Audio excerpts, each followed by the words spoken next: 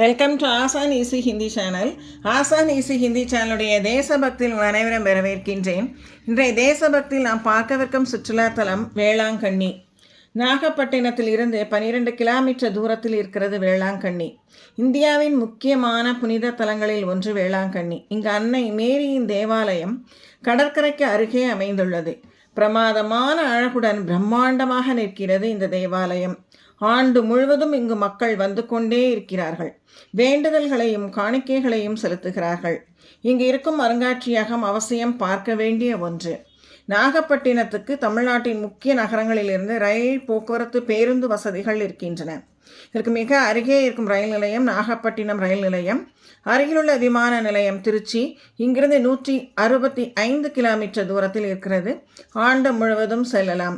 வேளாங்கண்ணியிலும் தங்கும் விடுதிகள் இருக்கின்றன, அல்லது நாகப்பட்டினத்திலும் நாம் தங்கிக் கொள்ளலாம்.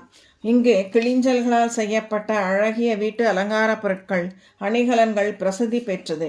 மிக அருகே உள்ள இடம் நாகூர் தர்கா மற்றும் பூம்புகார்.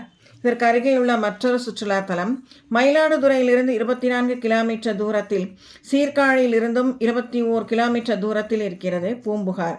சோழர்கள் ஆட்சியின் மிகச் செழிப்பாக இருந்தது புகார் என்று அழைக்கப்பட்ட காவிரி பூம்பட்டினம். இந்த புகார் நகரில்தான் சிலப்பதிகாரத்தினுடைய நாயகன் கோவலனும் நாயகி கண்ணகியும் பிறந்து வாழ்ந்தார்கள். பூம்புகாரில் சிலப்பதிகார சிற்பக்கூடம் அழகாக கடற்கரைக்கு அருகே அமைந்துள்ளது. இதில் சிலப்பதிகாரத்தை சிற்பங்களாக அழகாக வடித்து வைத்திருக்கிறார்கள். கடற்கரையில் அமர்ந்து வேர்க்கடலை நாம் குறித்து கொண்டே இந்த சிலப்பதிகார கதையை நாம் நினைத்து பார்க்கலாம். மிகவும் அருமையான ஒன்று. மயிலாடுதுறை சீர்காழிக்கு ரயில்கள் இருக்கின்றன. இங்கிருந்து டவுன் பஸ்ஸில் பூம்புகாரை அடையலாம். இதில் அருகேயுள்ள விமான நிலையம் திருச்சி.